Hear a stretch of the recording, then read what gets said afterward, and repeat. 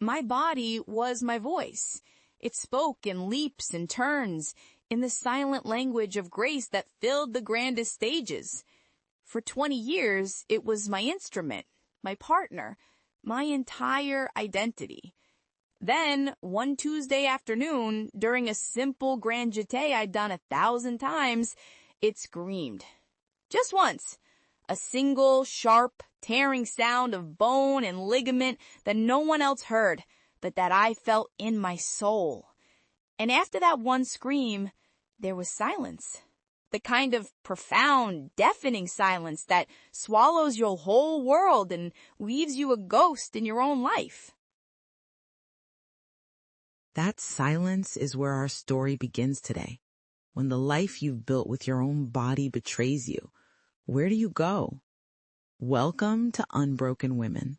I'm your host, Susan Bentley, and today we're sharing the powerful journey of Sasha Petrova from New York City, a woman who had to learn to live and then to thrive after the music stopped. My world smelled of rosin, floor polish, and sweat. It tasted of black coffee and protein bars. My alarm went off at 5 a.m., and before the sun even thought about rising over the East River, I was at the bar. My reflection in the vast, cold mirror wasn't a person. It was a project, a series of lines and angles to be perfected, hips aligned, shoulders down, neck long. My life was a metronome, a steady, demanding rhythm of class, rehearsal, costume fittings, and performance.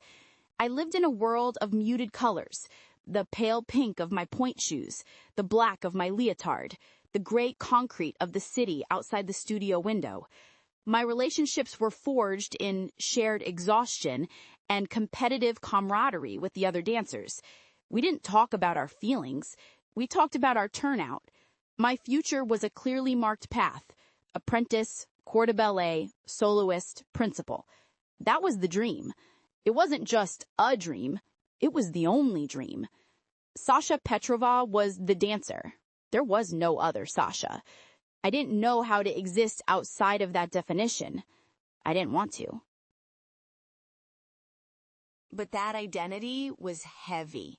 It was a constant, low-grade ache in my joints that I called strength. It was the hunger I ignored, the exhaustion I pushed through. Every correction from the ballet master felt like a small incision on my soul. Your line is sloppy, Petrova. Are you tired today? The ultimate sin. My body wasn't my home. It was a tool that I disciplined, starved, and punished into submission. I'd see other women my age laughing in cafes, wearing jeans, holding hands with their boyfriends, and I felt a strange mixture of pity and envy. Their life seemed so unstructured, so soft. Mine was rigid, sharp, and unforgiving. The pressure was immense, a physical weight on my chest. One wrong step, 1 pound gained, one moment of weakness could mean the end of everything. I was performing even when I was off stage, holding myself with the ballerina's posture, my face a mask of serene control, while inside, a quiet anxiety hummed constantly. Once I got a nasty flu. For 3 days, I was forced to stay in my tiny apartment. And I remember staring out the window, watching the world move without me. People were walking dogs, carrying groceries, just living. They weren't pursuing perfection. They were just being. And for a fleeting moment, a dangerous thought surfaced. What would that be like? To wake up without a rehearsal schedule. To eat a piece of cake without calculating the calories. To just walk in the park on a sunny afternoon instead of spending it in a dark, windowless studio. The thought was terrifying. It felt like a betrayal. I pushed it down immediately, ashamed. That softness, that unstructured freedom was for other people. My purpose was higher, I told myself. My life had meaning because it was hard, because it was disciplined. But the whisper remained. A tiny, fragile question mark hanging in the back of my mind. A ghost of a different life I would never let myself consider. It was the final rehearsal for Giselle, my first principal role. The air in the studio was thick with anticipation. I could feel the familiar vibration of the piano through the sprung floorboards. I was flying. That's the only way to describe it. In the middle of the first act solo, there's a series of grand jetés across the stage. A leap that felt as natural to me as breathing. 1, 2, 3. On the fourth, I pushed off. My body arched in the air, a perfect crescent moon. For a split second, I was weightless. And then, on the landing, something went wrong. It wasn't a slip. It wasn't a mistake. It was a betrayal. My ankle didn't just roll, it gave way completely. I heard a sound like a thick branch snapping. A wet, sickening pop that echoed inside my own skull. The pain was immediate, white-hot, blinding. I crumpled to the floor, my leg twisted at an angle that wasn't human. The music stopped. A collective gasp sucked the air out of the room. The ballet master rushed over, his face a canvas of horror. "Sasha!" I looked down at my foot, at the end of my leg, but it didn't feel like mine anymore. It was just a thing, a broken thing. And I knew. In that silent, horrific moment, lying on the splintery wood of the stage that was my entire world, I knew it was over.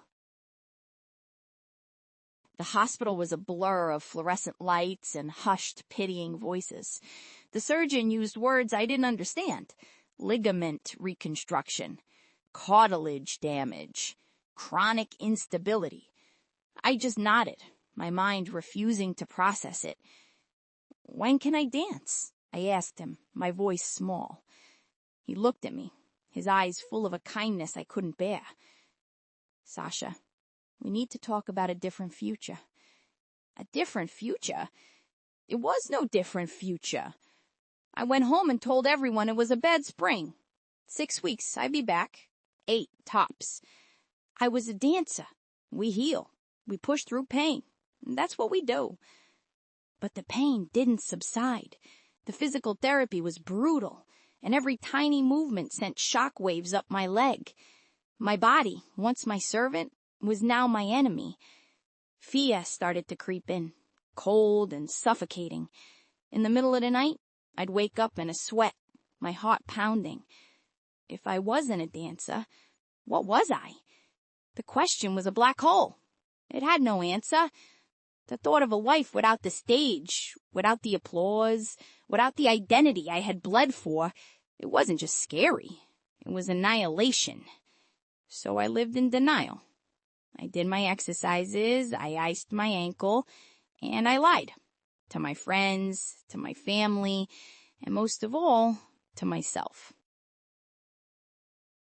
6 months passed, 6 months of pretending.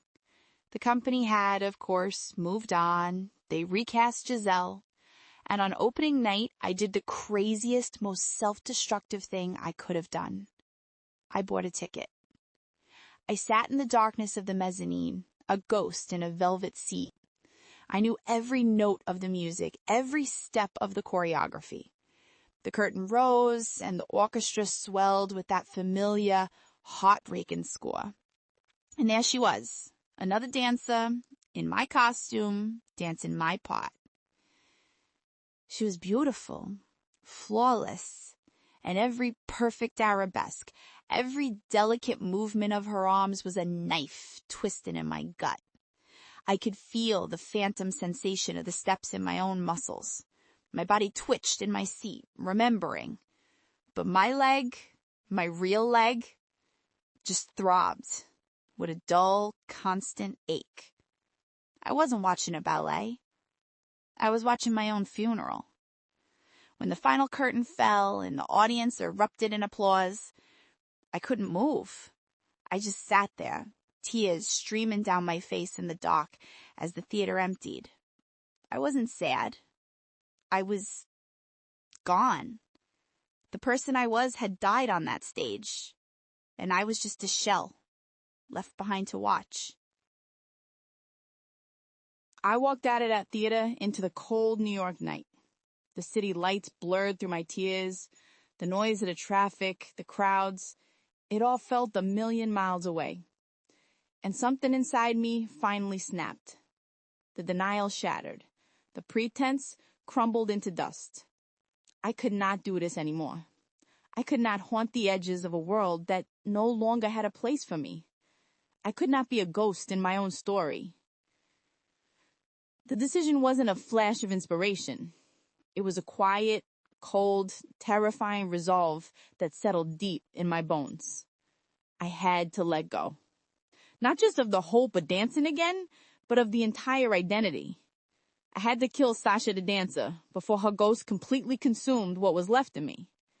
I had to step off the path I'd been on my entire life and walk into a complete, terrifying wilderness with no map and no idea who I was supposed to be. My first step was small, pathetic even. I enrolled in a single intro to biology class at a local community college. I had to look up how to even apply online. Walking onto that campus felt more foreign than moving to another country. The students all seemed so young, so confident in their jeans and hoodies. I wore black leggings and a fitted top, the ghost of my dancer's uniform. I felt like an alien. I bought a textbook that weighed more than I did and a spiral notebook. In the first class, I sat in the back, my heart hammering against my ribs. The professor started talking about cellular mitosis, and it was like he was speaking another language. I didn't belong here. This was a mistake. I wanted to run back to the familiar pain at a studio, the world I understood. But I didn't. I gripped my pen, my knuckles white, and I forced myself to write down a word. Mitochondria. It looked absurd on the page, but it was a start. It was the first word of a new language, a new life. The pushback was immediate, both inside and out. When I told my mother I was taking a college class, she said, "Oh, that's nice, dear. A little hobby to keep you busy while you recover." No one believed this was real. Dancers from my old company would see me on the street. Their eyes would drop to my leg, to the subtle limp I now had, their faces filled with a pity that burned like acid. "We miss you at the bar," they'd say. "It's not the same without you."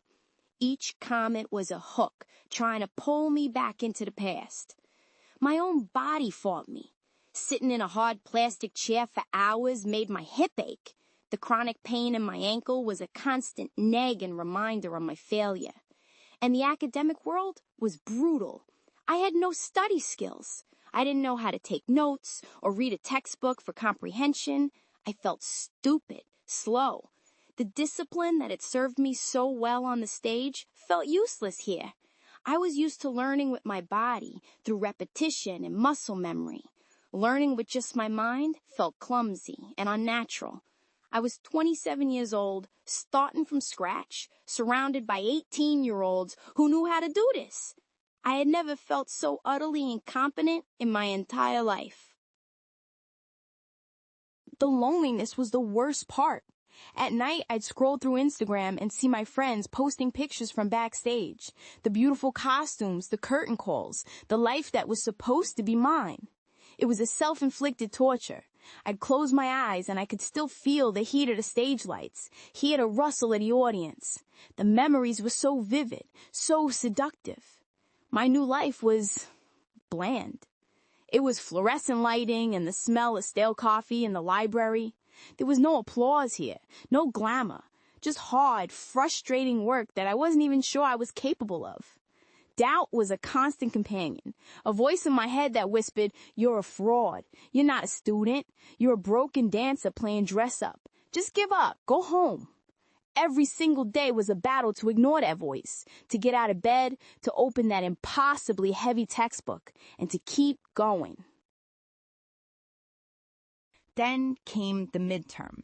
I studied for weeks. I made flashcards. I reread every chapter until my eyes burned. I walked into the exam feeling a sliver of hope. But the questions, they swam before my eyes. My mind went completely blank. The panic was a physical thing, a crushing weight on my chest that made it hard to breathe. I guessed on almost half of it. I got the results a week later. A big red F was circled at the top of the page. It wasn't just a failing grade. It was a verdict. It was the universe confirming my deepest fear. I was only good at one thing, the one thing I could no longer do. That night, I went home and I took all my old dance posters off the wall. Pictures of me mid-flight, smiling, perfect. I crumpled them up and threw them in a trash bag. I was done. I was going to drop the class. I was going to surrender. I sat on my floor in the dark, my back against a bare wall, utterly and completely broken. The fight was gone. I had nothing left. The next day, I got an email. It was from my biology professor. Sasha, please come see me during office hours. I went, planning to tell him I was dropping his class. His office was small, cluttered with books and anatomical models. He was an older man, with kind eyes and the worn-out look of a former athlete. He gestured for me to sit down. He didn't mention the test. Instead, he asked me about my limp. I told him my story, briefly, clinically. When I was done, he nodded slowly. He leaned forward and said the words that changed everything. Your knowledge of the body isn't gone, Sasha. You spent 20 years gaining an intuitive, physical understanding of the musculoskeletal system that I could never teach from a textbook. You just need to learn a new way to use it. It wasn't pity. It was respect. He saw my past not as a failure, but as a foundation. He saw a strength I thought I had lost forever. That conversation was a single match in a vast darkness. And it was enough. I didn't drop the class. I asked for help. I went to tutoring. I started to connect the professor's words to my own lived experience. When he talked about the sartorius muscle, I knew exactly how it felt to engage it in a perfect développé.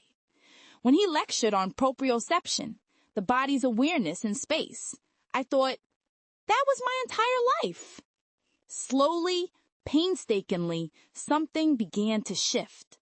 The dance's discipline I thought was useless, I applied it to my studies.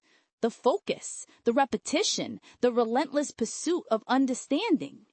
It was the same process, just with a different instrument. I passed biology, then I took anatomy, then kinesiology. A new path began to emerge from the wilderness, one I had never imagined. A path toward physical therapy. A path back to the world of bodies and movement, but from a different side. Not as a performer, but as a healer. Today, I'm in my final year of my doctoral program. My world now smells of rubbing alcohol and clean laundry. I wear scrubs, not leotards. My hair is usually in a messy ponytail. My clients are athletes, dancers, people whose bodies have betrayed them. When a young dancer comes to me, terrified after an injury, I see myself. I can look them in the eye and say, I know. And they know that I do. My limp is still there, a quiet rhythm under my steps. It's no longer a mark of shame. It's a bridge. It connects me to their pain, to their fear. The grace I once sought on a stage, I now find in helping someone take their first pain-free step. It's a quieter grace, a stronger one. I am no longer a broken dancer. I am whole. If I could speak to that girl, weeping in the velvet darkness of the theater, I would tell her this. That fall wasn't the end. It was the beginning. That sound wasn't your body breaking. It was the sound of your cage shattering. The life you thought you lost was so small compared to the one that's waiting. Your greatest pain will become your greatest purpose. The body that betrayed you will, in the end, be the very thing that saves you and helps you save others. Thank you, Sasha, for sharing that incredible story of transformation. from a broken dancer to a profound healer. If Sasha Petrova's journey moved you, please share your thoughts in the comments below. Don't forget to like and subscribe to Unbroken Women for more stories of resilience. Click here to watch another of our powerful testimonies. We'll see you next time.